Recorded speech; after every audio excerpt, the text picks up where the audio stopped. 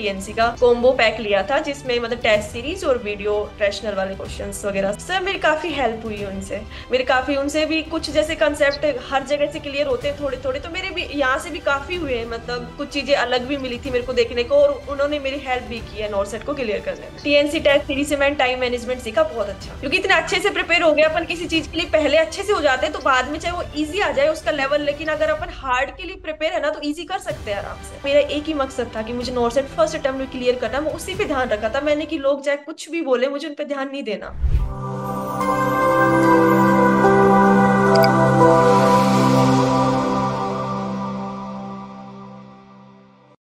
नमस्कार, एक बार फिर से आप सभी साथियों का हार्दिक स्वागत अभिनंदन टीएनसी के इस ऑनलाइन प्लेटफॉर्म में। Myself Bhojaj Balaria, assistant nursing student AIIMS Patna. एक बार फिर से इंटरव्यू के सेशंस में आप सभी का हार्दिक स्वागत और अभिनंदन करता हूं। आज हमारे साथ है बहुत ही शानदार रैंकर्स, जिन्होंने बहुत ही कम संघर्ष के बाद एक बहुत ही बड़ी सफलता को हासिल किया है। तो सबसे पहले तो बहुत बहुत बधाई और शुभकामनाएं वर्षा जी को। Thank you sir, thank you so much TNC team, and thank you so much to you. कैसा लग रहा है इस समय? एक बहुत ही बड़ी एनर्जी आपके चेहरे पे नजर आ रही है, बहुत ही खुश नजर आ रही है। एक बहुत ही बड़ी डबल डिजिट रैंक को हासिल किया है। सर मैं मतलब इस चीज को एक्सप्लेन नहीं कर पाऊंगी, मेरे पास कोई वर्ड ही नहीं है इसको एक्सप्लेन करने के लिए। मेरे को मतलब बहुत, मेरे लिए बहुत सरप्राइजिंग और बहुत बहुत ज्यादा मतलब खुशी का ही दिन है, तो मैंने ये बहुत ही हासिल। बढ़िया और बहुत ही एक्चुअली क्या होता है ना कि ऐसा जब रैंक आ जाती है ना तो भैया लगता है कि यार वाह कितना मजा आ गया, और वो चेहरे पे आपके बिल्कुल साफ साफ दिखाई दे रहा है और बहुत ही खुशी नजर आ रही है। आज मैं आपके बारे में बहुत सारी चीजें जानने की कोशिश करूंगा, और इस इंटरव्यू के माध्यम से आपके जो संघर्ष और आपने जो जितने स्ट्रेटजी बनाई वो सारे बच्चों तक पब्लिश करने की कोशिश करेंगे। तो सबसे पहले इस इंटरव्यू की शुरुआत करेंगे आपके अपने इंट्रोडक्शन से। सर मेरा नाम तो सबको पता ही है, मतलब वर्षा है, और मैं अलवर से बिलोंग करती हूँ, राजस्थान। और जीकोन अलवर में मैंने पढ़ाई की है गवर्नमेंट कॉलेज से। ओके, कौन से और ईयर में आप पास आउट है? 2024। 2024। अब मैं हाँ इसको संघर्ष को, मैं संघर्ष का नाम नहीं दूंगा। ये तो बिल्कुल 2024 में पास आउट और 2024 के अंदर ही हाँ सिलेक्शन। जी। कैसे ये पॉसिबल कैसे हो गया? क्योंकि लोग 2-2 साल से तैयारी कर रहे हैं, 3-3 साल से तैयारी कर रहे हैं, फिर भी नहीं हो रहा है। तो आपका सिलेक्शन कैसे हुआ, उसकी पूरी स्ट्रेटजी बताएं। सर वो एक्चुअली क्या है कि मैंने फर्स्ट ईयर से, तब मैं फर्स्ट टाइम कॉलेज में आई थी, तो मेरा पहला ही एम था कि मुझे नॉर्सेट क्लियर करना है फर्स्ट अटेम्प्ट में। तो मैंने उसी टाइम से, फर्स्ट ईयर से ही मेरी स्ट्रेटेजी बनाई थी काफी अच्छी। मतलब मैं उसी टाइम जो सब्जेक्ट होते थे मेरे पास, ईयर वाइज जो सब्जेक्ट आ रहे थे, मैं उनको अच्छे से क्लियर कर रही थी। उसका एक एक कंसेप्ट मैंने अच्छे से क्लियर किया हर सब्जेक्ट का।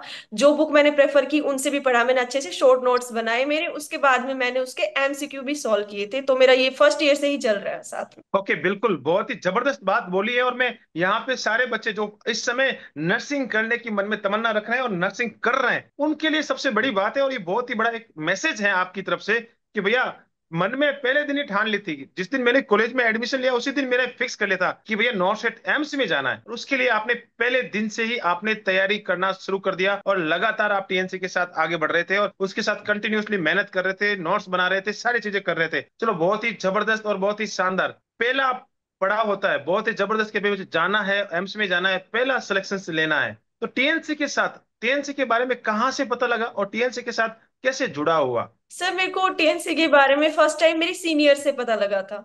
मैंने सबसे पूछा था कि मेरे को कौन सा लेना चाहिए, तो मैंने उनसे पूछा तो उन्होंने मेरे को बताया। तो फिर उसके बाद में मैंने टीएनसी का कॉम्बो पैक लिया था, जिसमें मतलब टेस्ट सीरीज और वीडियो रैशनल वाले क्वेश्चंस वगैरह सब। बिल्कुल, आपने टीएनसी के कॉम्बो को चुना और टीएनसी के वीडियो और साथ ही साथ टेस्ट सीरीज के साथ आप लगातार चल रहे हैं। हाँ। कौन सा ऐसा सब्जेक्ट है नर्सिंग के अंदर, आपने बहुत सारे सब्जेक्ट्स पढ़े होंगे, कौन सा ऐसा हाँ जी। सब्जेक्ट है जो सबसे फेवरेट है, और ऐसा कौन सा सब्जेक्ट है जो सबसे खराब है, उसको तो नर्सिंग से ओबीजी बाहर मेरा निकाल देना फेवरेट चाहिए? सब्जेक्ट है।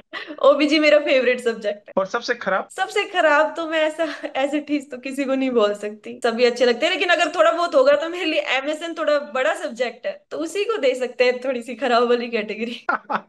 मैं जानना चाहता हूँ क्योंकि बच्चों के मन में क्या चलता है। और इस बार तो सबसे बेस्ट ये रहा कि आपका जो फेवरेट सब्जेक्ट है उसने 40 क्वेश्चन के अंदर बाजी मारी है, और बहुत ही जबरदस्त है। ये हर बार रहता है, कोई ना कोई ऐसा टॉपिक रहता है या ऐसा सब्जेक्ट रहता है जो एम्स नॉट के अंदर फेवरेबल रह जाता है, और यही फायदा भी आपको कहीं ना कहीं उसका 101% मिला होगा। अब मैं जानने की कोशिश कर रहा हूँ, जैसे आप टीएनसी के साथ वीडियो लेक्चर देख रहे थे, वीडियो एमसीक्यू बेच कर रहे थे, टेस्ट दे रहे थे, तो कैसे लगे आपको वीडियो रेशनल्स? सर मेरी काफी हेल्प हुई उनसे।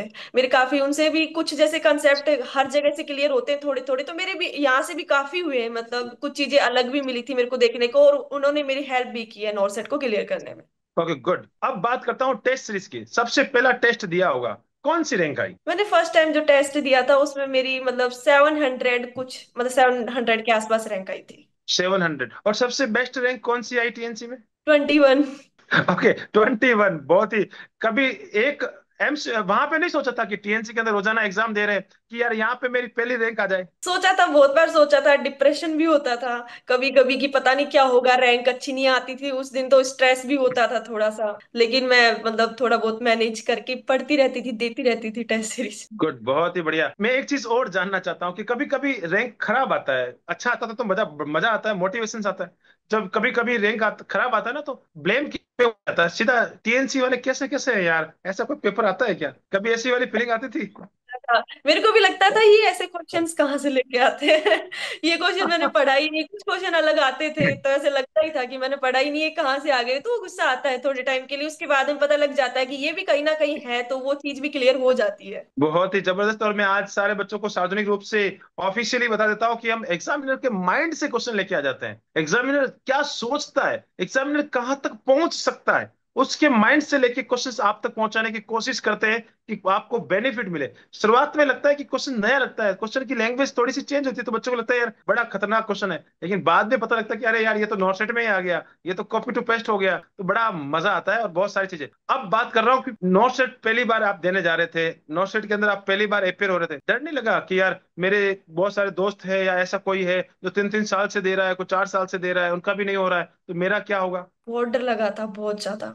मतलब उस टाइम मेरा बीपी डाउन हो गया था मतलब 2 3 दिन पहले से ही बहुत डर लग रहा था, और एग्जाम ओके। टाइम पे तब तक मतलब पेपर नहीं आया था ना, उस टाइम तक मेरा बीपी डाउन था बहुत ज्यादा। बिल्कुल, आप बिल्कुल किसी की बीपी बढ़ती है लेकिन आपका बीपी जरूर डाउन हुआ है। हाँ। होता है बिल्कुल, कई लोगों को। मैं एक बार तो मैंने ऐसा देखा था कि बहुत सारे बच्चे ऐसे, एक बार बच्चा था कि मैंने उसका इंटरव्यू किया था, उसने बोला था सर एग्जाम हॉल के जब मैं बाहर गया था तो एकदम से चक्कर आके वहीं गिर गया था, इतना एंजाइटी था, इतना हाई लेवल की एंजाइटी उसमें रहती है। तो ऐसा भी होता है। और बच्चे ने, बड़ी बात है कि उस समय भी एग्जाम दे के आया था, वो टॉप रैंकर बना है, तो ऐसा होता है। और बहुत सारी चीज। अब मैं बात करता हूँ एग्जाम के अंदर की। जब एग्जाम के अंदर बैठे थे, ऐसा माहौल रहता है, एक डर सा माहौल, ऐसा लगता है ना कि यार डंडा मार के बैठा दिया गया हो, यहीं बैठ, ये कुछ करना है, तो वहां पे एक एंजाइटी का लेवल अलग लेवल का होता है। तो वो आपके अंदर कैसा एंजाइटी थी और कैसे उसको आपने कॉप अप किया? सर मेरे मेरे को ना मतलब एग्जाम से पहले ज्यादा एंजाइटी थी, उसके बाद में जैसे जैसे आने लगे ना, जैसे इसमें केबिन वाइज होता है, जैसे एक पोर्शन आता है उसके बाद में, तो जैसे जैसे एक एक ऐसे होने लगा क्लियर, तो मुझे ऐसे लगने लगा कि आगे वाले भी हो जाएंगे, तो मेरे में ना वो एंजाइटी कम हो गई थी बहुत ज्यादा, लास्ट टाइम तक तो बहुत अच्छी हो गई थी। फर्स्ट वाला अच्छे से हो गया मेरा, तो मुझे यही लगा कि आगे वाले भी अच्छे हो जाएंगे, तो मेरा अच्छा हो गया था। ओके, बहुत ही बढ़िया। अब मैं एग्जाम के बाद की बात करना चाहता हूँ। एग्जाम हॉल से बाहर आए, एग्जाम हॉल से बाहर आने के बाद जितना, अब आजकल उल्टा हो गया है, पहले एग्जाम हॉल में जाने से पहले जितनी एंजाइटी हो नहीं होती है, एग्जाम हॉल में आने के बाद की एंजाइटी और ज्यादा होती है। अरे क्या होगा, तूने ज्यादा अटेंड कर लिए, तूने कम अटेंड कर लिए, ये वो, अरे बहुत सारी चीजें चलती रहती है। तो आपके आपके क्या हाल थे? सर मैं एग्जामिनेशन हॉल से बाहर निकली तब मैं बहुत खुश थी। उसके बाद में मैंने एक दूसरे को ऐसे सुना, तो मेरे को ऐसे लगा कि सब लोगों ने इतना ही अटेम्प्ट किया जितना मैंने किया, मेरे से ज्यादा भी किया है बहुत लोगों ने, तो मुझे ये लग रहा था कि इस बार का पेपर का लेवल भी अच्छा था, तो हो सकता है कि मेरा सिलेक्शन ना भी हो, मुझे ऐसा भी फील हुआ क्योंकि सबने ही अच्छा अच्छे से किया है, तो फिर हो भी सकता है कि ना भी हो, तो लेकिन मैंने मतलब थोड़ा सा ऐसे रखा कि कोई दिक्कत नहीं, अगर मेरा प्री क्लियर हो गया तो मेन से भी हो ही जाएगा, थोड़ा ऐसे ओके, बस। प्रीलिम्स में कितने क्वेश्चंस आपने अटेम्प्ट किए थे? प्रीलिम्स में मैंने 82 क्वेश्चंस ओके, किए थे। कितने सही कितने गलत? मेरे 17 क्वेश्चंस रॉन्ग थे। ओके, मेंस की बात करें तो? मैंने मेंस में 145 किए हैं। ओके, कितने सही कितने गलत? हाँ मेरे मेंस में 21 या 22 रॉन्ग थे। ओके, टोटल अटेंड कितने थे, एक बार वापस बताएं। 145। 145 अटेंड किए थे और 22 आपके गलत हो गए। तो अब मैं आज इस हाँ यहाँ पे बता देना चाहता हूँ कि टॉपर्स भी गलतियां तो करता है। नहीं, गलतियां तो होती है, ये तो मेरे को पहले ही पता था, मैं लास्ट टाइम से देखती आ रही थी कि है ना टॉपर से भी 20 25 क्वेश्चन आराम से गलत होते हैं। तो मैंने भी जब मैं देख आई थी ना, तो मैंने देख लिया था ऐसे मैच करके, तो मुझे ऐसे लग ही रहा था मेरे 20 25 तो हो ही रहे हैं, बस इससे ज्यादा नहीं होने चाहिए।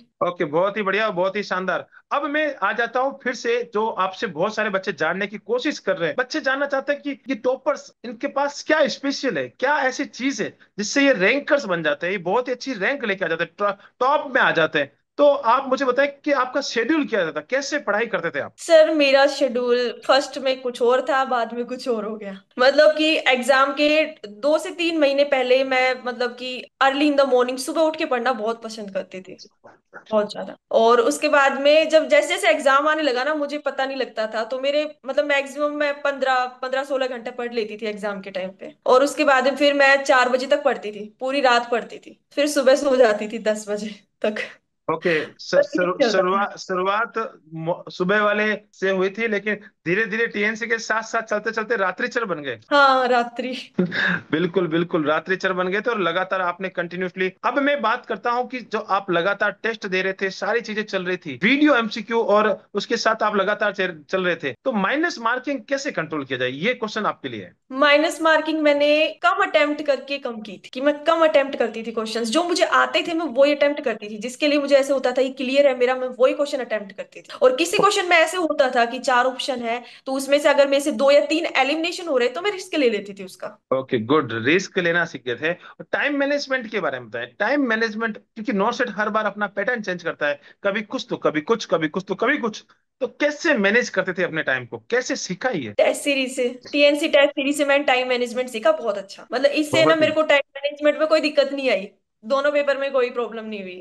क्योंकि इतने अच्छे से प्रिपेयर हो गया अपन किसी चीज के लिए, पहले अच्छे से हो जाते हैं तो बाद में चाहे वो इजी आ जाए उसका लेवल, लेकिन अगर अपन हार्ड के लिए प्रिपेयर है ना तो इजी कर सकते हैं आराम से। तो ओके मेरे लिए बिल्कुल। ओके, एग्जाम हॉल में ऐसा लगा कि पेपर नॉट सेट का भारी है, टीएनसी का भारी है? ऐसा लगा ही नहीं, बिल्कुल भी नहीं लगा। ऐसे लग रहा था कि जैसे फोन में ही जैसे टीएनसी की टेस्ट देते हैं वैसे टेस्ट दे रहे हैं बैठ के। बहुत ही बढ़िया, बहुत ही शानदार।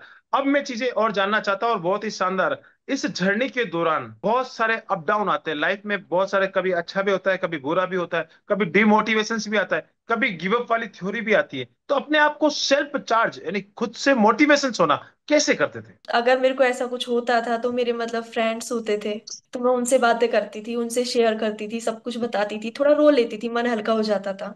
लेकिन मैं अपने आप को मोटिवेट रखती थी। मुझे ये था, मेरा एक ही मकसद था कि मुझे नॉर्थ सेट फर्स्ट अटेम्प्ट में क्लियर करना। मैं उसी पे ध्यान रखा था मैंने, कि लोग चाहे कुछ भी बोले मुझे उन पे ध्यान नहीं देना। और मेरे फ्रेंड्स बहुत मोटिवेट करते थे मेरे को, थोड़ा बहुत मतलब मैनेज करने में सिचुएशंस तो हो जाती थी मेरी मैनेज। बहुत ही बड़ी बात है और बहुत ही शानदार। आज इस प्लेटफॉर्म के माध्यम से उन सारे दोस्तों को मैं सैल्यूट करना चाहता हूं, जो भी इस इंटरव्यू को देखेगा।